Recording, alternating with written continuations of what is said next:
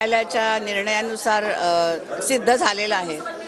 तर त्यांना काय बोलायचं आहे, त्यांनी काय बोलावं हे मी नाही सांगू शकत. पण म्हणजे मी निरपराध आहे आणि ह्याच्यामध्ये मी काही घोटाळा केलेला नाही हे आता न्यायालयाने सिद्ध केल्यामुळे मी अतिशय संतोषी आहे आणि खूप अतिशय आनंदी आहे.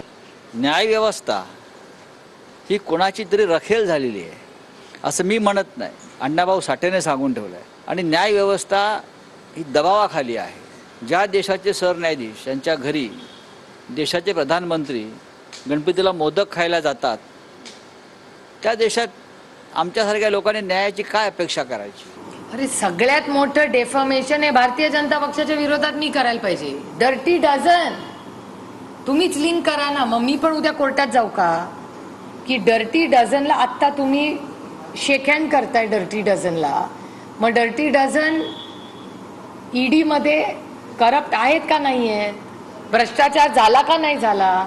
तुमच्या सगळ्यात पक्षाला आम्ही नॅचरली करप्ट पार्टी म्हणलो, हे खोटं होतं. तुमचा पक्ष भ्रष्टाचारी नाही हे भारतीय जनता पक्षाने बोललं पाहिजे.